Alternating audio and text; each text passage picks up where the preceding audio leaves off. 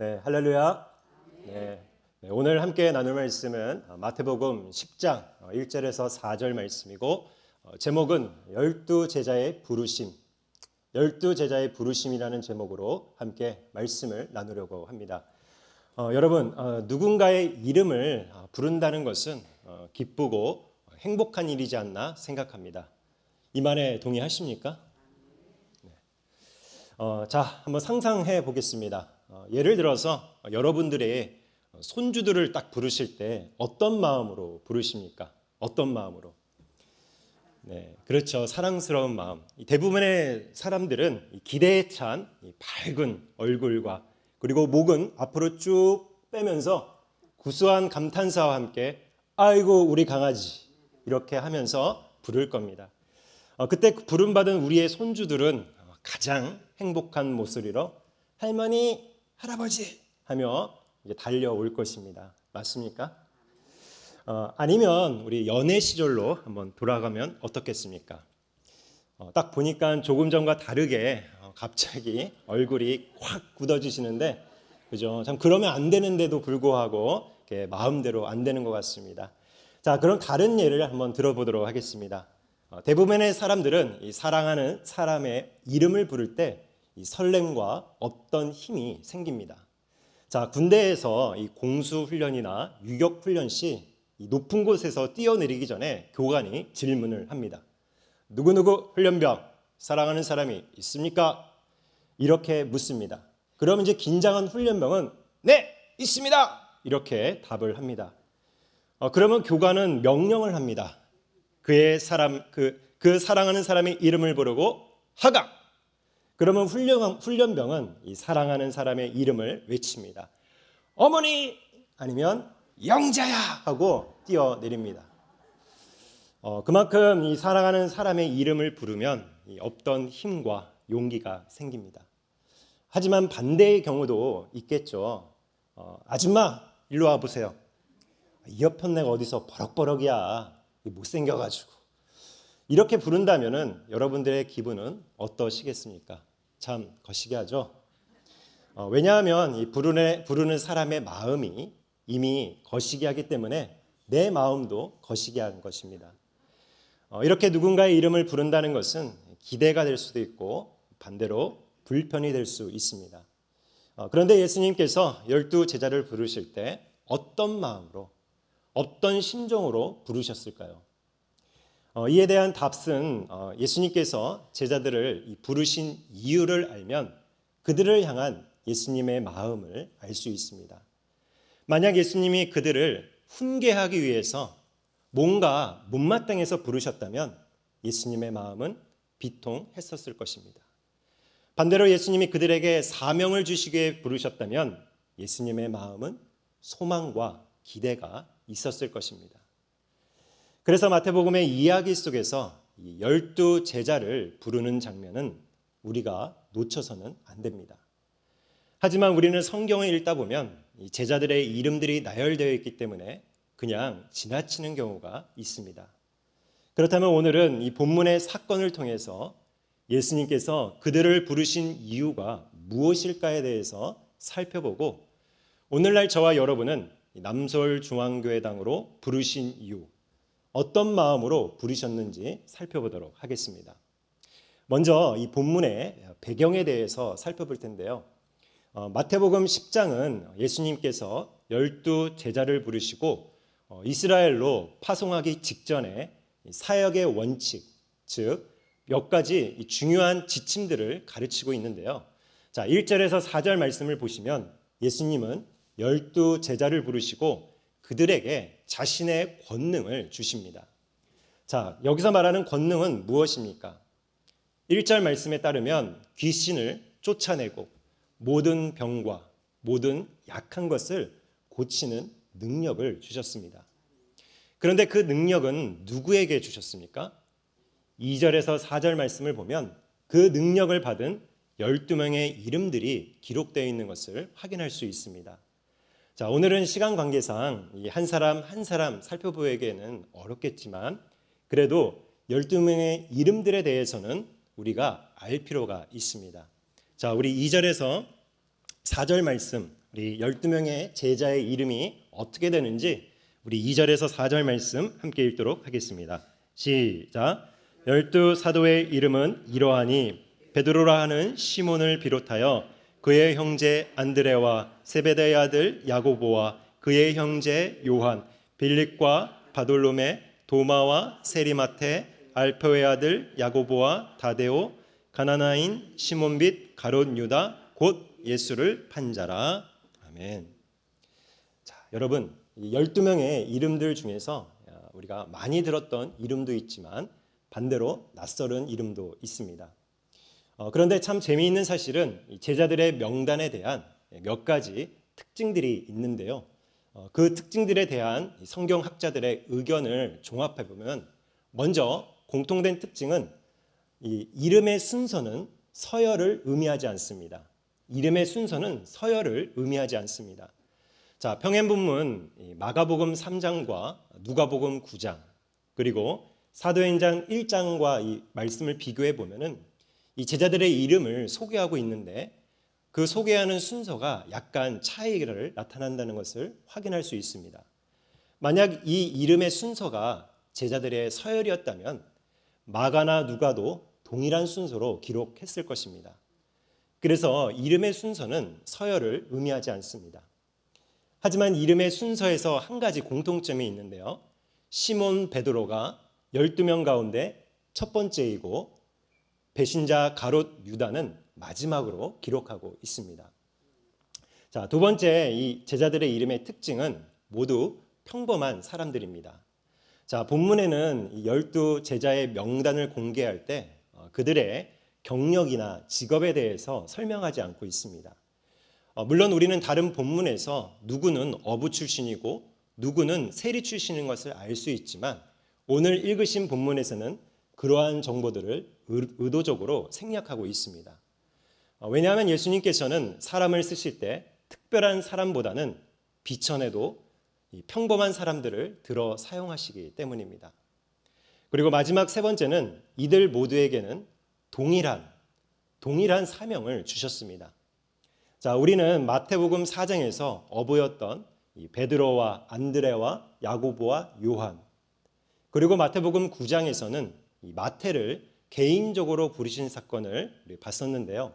오늘 읽으신 이 마태복음 10장에 기록된 사건은 12명에게 동일한 사명을 주시기 위한 공식적인 부르심입니다. 왜냐하면 제자들에게 동일한 권능이 주어져야 천국 복음 전파를 위한 파송을 받을 수 있기 때문입니다. 저와 여러분이 이러한 특징들을 통해서 깨달을 수 있는 것은 우리도 예수님의 제자가 될 수 있다는 것입니다. 비록 아는 것이 없어도, 가진 것이 없어도, 할 줄 아는 능력이 없어도, 비천해도 주의 말씀에 잘 순종하고 맡겨진 일에 충성을 다하면 귀하게 쓰임받는 줄을 믿으시기 바랍니다. 예수님의 제자들은 모두 보잘것없는 평범한 사람들이었지만 예수님께서는 그들에게 동일한 권능을 주셔서 주의 일을 감당하도록 하셨다는 것을 꼭 기억하시기 바랍니다. 자, 이어서 우리가 이제 살펴볼 것은 예수님께서 12 제자, 12 사도를 부르신 이유, 그 목적에 대해서 두 가지만 살펴보도록 하겠습니다. 첫 번째로 예수님께서 12 제자를 부르신 이유는 예수님을 닮아가라고 부르신 것입니다. 자, 우리 1절 말씀 함께 읽도록 하겠습니다. 1절입니다. 시작. 예수께서 그의 12 제자를 부르사 더러운 귀신을 쫓아내며 모든 병과 모든 약한 것을 고치는 권능을 주시니라. 아멘. 자, 예수님께서 12 제자를 부르십니다. 자, 여기서 말하는 이 부르심이라는 것은 단순히 야, 일로 와봐, 이것 좀 해봐, 이런 개념이 아니라 특별한 목적, 분명한 목적을 갖고 콕 집어서 택한 것을 의미합니다. 평행본문 누가복음 6장 12절 13절 말씀을 보시면 예수님이 12 제자를 택하실 때 수많은 무리들 중에 키가 크고 얼굴이 준수하고 건강한 사람을 선발해서 뽑은 것이 아닌 것을 확인할 수 있습니다. 우리 누가복음 6장 12절 13절인데 앞에 이렇게 화면이 있는데 앞에 함께 읽도록 하겠습니다. 누가복음 6장 12절 13절입니다. 시작.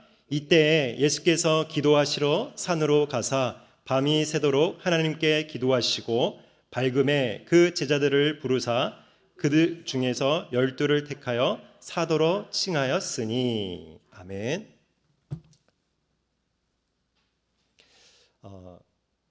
예수님은 12제자를 택하시기 전에 산에서 밤새도록 하나님께 기도하고 새벽을 맞이했습니다. 그만큼 예수님에게 있어 이 12제자를 택하시는 것은 매우 중요한 사건이었습니다. 왜냐하면 마태복음 10장 17절에 따르면 이 복음을 전하다가 핍박과 박해를 받을 수 있었기 때문에 그것을 잘 견뎌내는 충성된 일꾼이 필요했던 것입니다.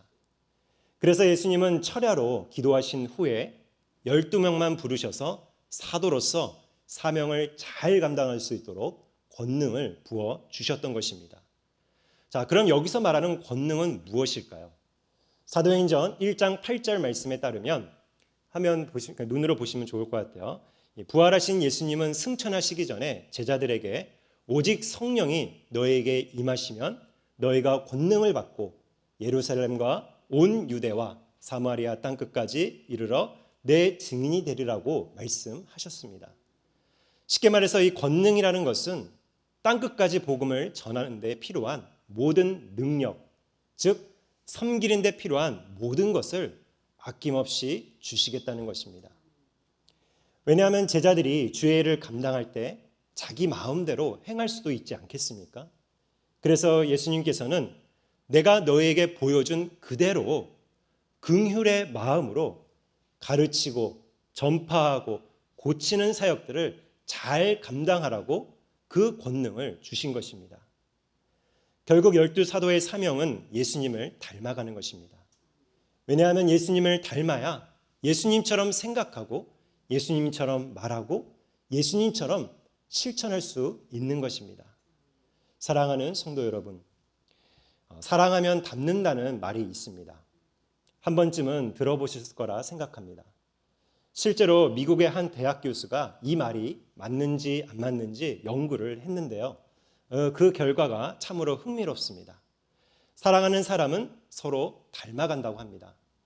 실험에 참여한 커플들 중에 45%가 처음에는 영화를 보는 것을 안 좋아했던 사람이 사랑하는 사람이 영화를 좋아한다니까 나중에 나도 영화를 좋아한다는 이렇게 대답이 바뀌었다고 합니다. 또한 다른 연구에서는 오랫동안 사랑하는 사람들의 얼굴도 점점 닮아갈 뿐만 아니라 심박수나 또 호흡 주기도 서로 비슷해진다는 결과도 있습니다. 이와 마찬가지로 저와 여러분이 예수님을 뜨겁게 사랑하게 되면 그분을 닮게 됩니다. 그래서 우리는 주의 일을 감당할 때 반드시 예수님의 성품과 예수님의 행실을 닮아가도록 힘써야 합니다. 물론 예수님의 참된 제자로서 그분을 닮아가는 것은 결코 쉽지는 않습니다. 노력 없이는 결코 닮아갈 수 없습니다. 그러나 걱정하지 마시기 바랍니다. 12제자도 위기의 순간에 예수님을 버리고 도망갔습니다. 하지만 부활하신 예수님의 첫 사역은 도망간 제자들에게 예수님을 닮아갈 수 있는 기회를 다시 한번 주셨습니다. 그 이후 제자들의 삶은 예수님을 닮는 삶을 살았습니다.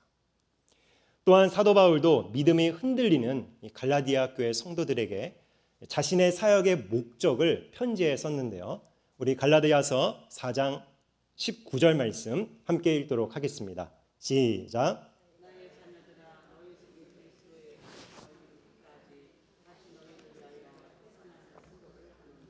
아멘. 자, 사도 바울이 해산하는 여인의 수고처럼 계속해서 너희를 가르칠 것이다. 너희를 양육할 것이다. 어디까지? 너희가 그리스도의 형상을 갖추는 데까지 힘쓸 것을 말씀하고 있습니다.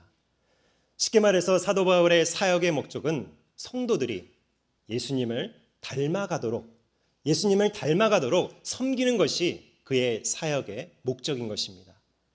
그래서 담임 목사님께서 늘 강조하는 말씀이지만 성도는 예수님을 닮아가는 것이 신앙의 목표, 성도는 예수님을 닮아가는 것이 신앙의 목표가 되어야 하는 줄을 믿으시기 바랍니다.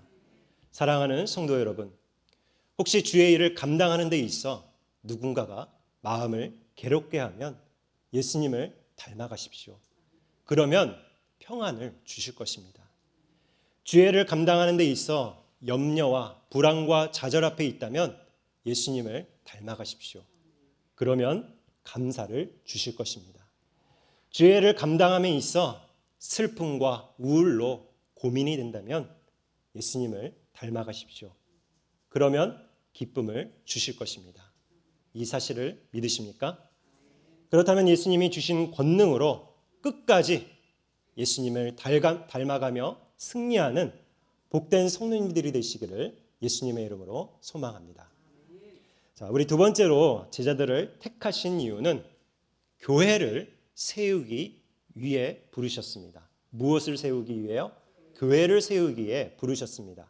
자, 우리 2절에서 4절 말씀 다시 한번 읽도록 하겠습니다. 2절에서 4절입니다. 시작.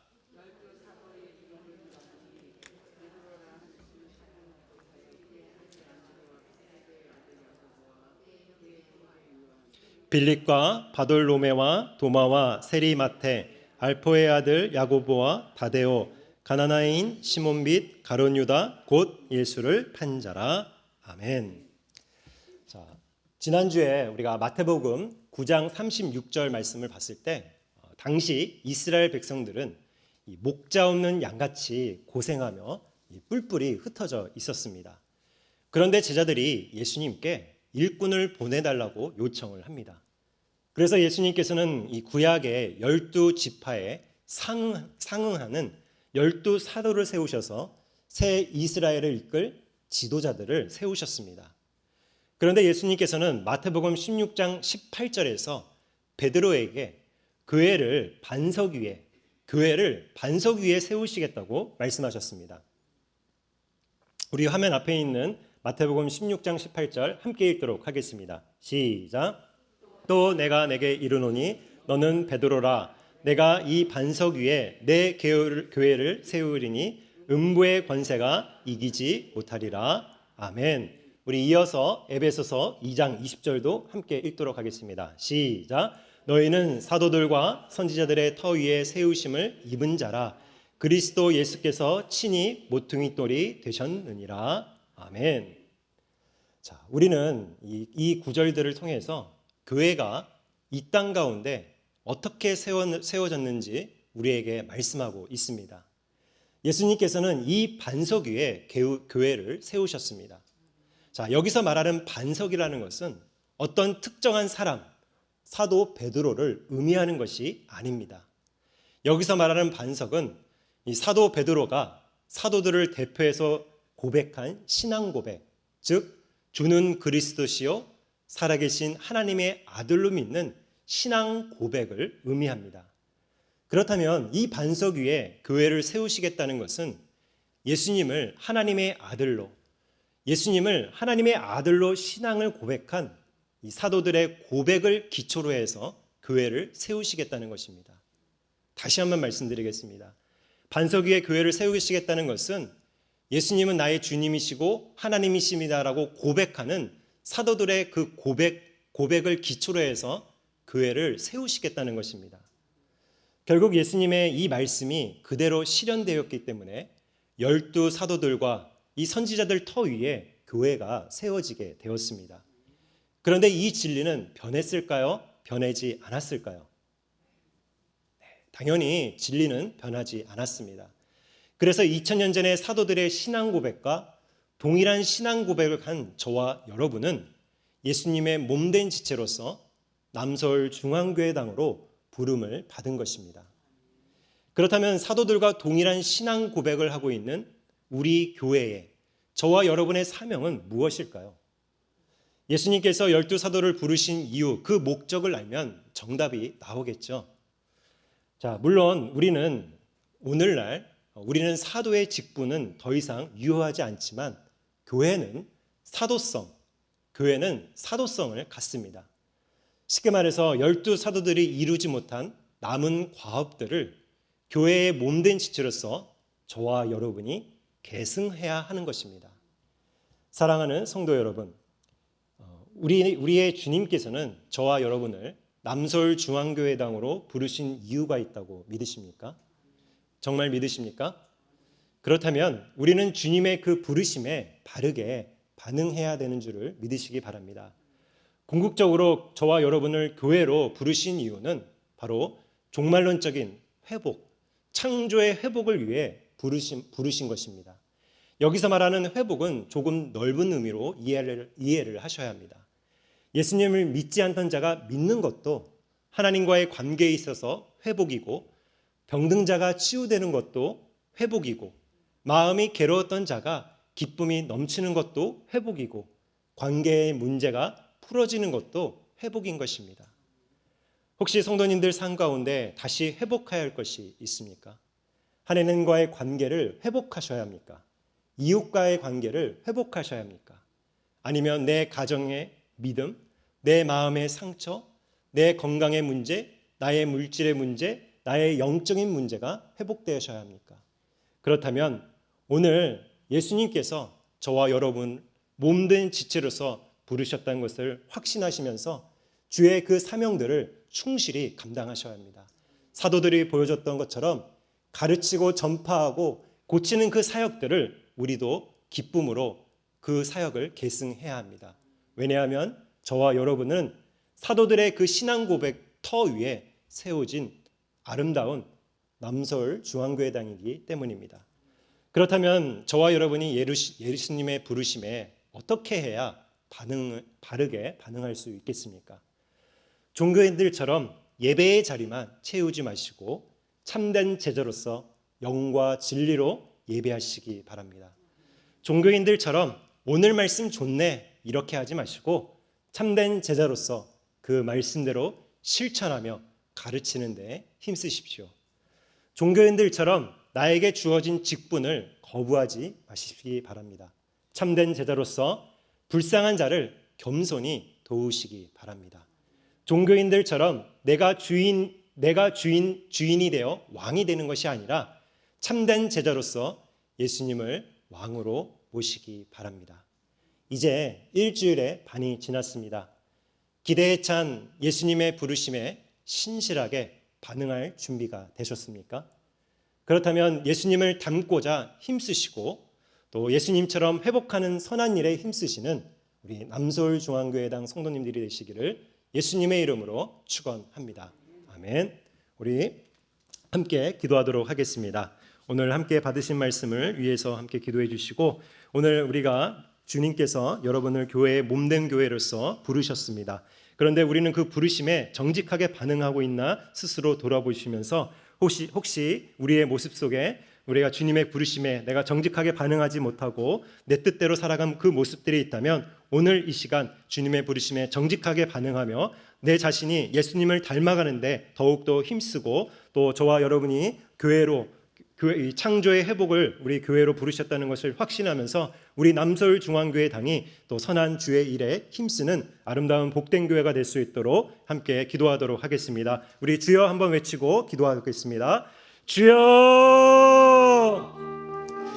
사랑과 은혜가 충만하신 하나님 아버지 감사합니다. 오늘도 귀하고 이 땅 복된 시간에 주의 말씀을 통해서 우리가 잊어버렸던 주의 사명을 다시금 아버지 확인할 수 있도록 아버지 이끌어 주심에 감사합니다. 아버지께서 사도들을 부르셔서 아버지 예수님을 닮아가는 일과 또 교회로 세우시고 또 교회를 통하여 아버지 창조의 회복들을 온전히 이루어가고 계십니다. 그러나 아버지 우리가 몸된 교회로서 아버지 주신 그 사명들을 아버지 우리가 소홀히 여겼던 모습들을 아버지 다시 한번 돌이켜 봅니다. 오늘 이 시간 주님 앞에 우리가 정직하게 반응하지 못하고 아버지 내가 주님 앞에 아버지 내가 온전히 주의 일들을 감당하지 못한 부분들이 있다면 아버지 오늘 이 시간 다시금 주님 앞에 결단하며 예수님의 참된 제자로서 살아갈 수 있는 은혜들을 허락하여 주시옵소서. 혹시 내 삶 가운데 속에서 아버지 내가 예수님이 아닌 세상을 닮아갔던 죄악된 모습들이 있다면 아버지 오늘 이 시간 긍휼히 여겨주시고 다시금 우리가 예수님을 닮아갈 수 있는 아버지 성령의 권능 성령의 힘들을 허락하여 주셔서 남은 한 주간도 오직 주의 뜻에 아버지 민감하게 반응하고 나아갈 수 있는 우리 모두가 될 수 있도록 주님 도와주시옵소서. 또한 아버지께서 우리를 교회로 보내주셔서 아버지 몸된 지체로서 주의 그 선한 일들을 아버지 회복하기를 소원하고 있습니다. 아버지 우리 남서울 중앙교회당 아버지 몸된 지체로서 주의 아버지 그 선하신 아버지 회복의 사역에 우리가 기쁨으로 참여할 수 있도록 도와주시고 그 일들을 감당하고 나아갔을 때 언제나 기쁨과 감사와 겸손한 마음으로 그 일들을 행하고 나아갈 수 있도록 주님 도와주시옵소서. 그러나 주님 우리의 능력으로 아버지 나의 어떤 것으로 할 수 없음을 고백하고 나아가오니 오늘 이 시간 우리의 마음들을 어루만져 주시고 우리에게 권능을 허락하여 주셔서 내 가정의 문제와 삶의 문제와 물질의 문제와 건강의 문제와 아버지 기타 모든 우리 관계의 문제 속에서 주님께서 그 모든 것들을 풀어지는 놀라운 역사를 아버지 체험케 하여 주시옵소서. 그래야 우리의 모든 성도님들 한 사람 한 사람이 이 땅 가운데 하나님께 영광 올리도록 나아갈 수 있는 복된 아버지 참된 제도로서 살아가는데 부족하지 아니하도록 아버지께서 기름 부어 주시옵소서. 주님 앞에 결단하는 우리 성도님들의 한 영혼 한 영의 기도를 온전히 기억하여 주시고 우리를 붙들어 주시옵소서. 오직 주님만을 찬양하고 감사하며 영광 올려 드립니다.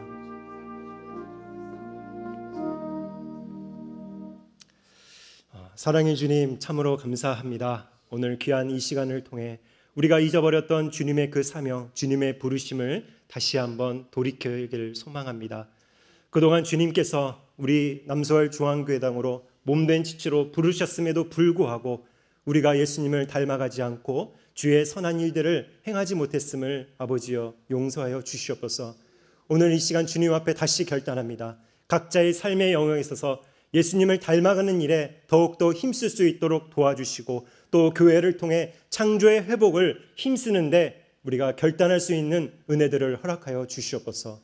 그러나 우리가 이 일들을 감당했을 때 우리의 재능과 우리의 능력으로 어떠한 것도 할 수 없음을 고백합니다. 오늘 이 시간 성령의 권능을 기름 부어 주시옵소서. 성령의 능력을 허락하여 주시옵소서. 그 능력으로 각자의 가정과 또 사업장 위에 주님께서 동행하여 주시고 하나님께 감사하며 나아갈 수 있는 예수님의 참된 제자들이 될 수 있도록 주님 도와 주시옵소서. 감사드리며 우리 주 예수 그리스도의 이름으로 기도합니다. 아멘.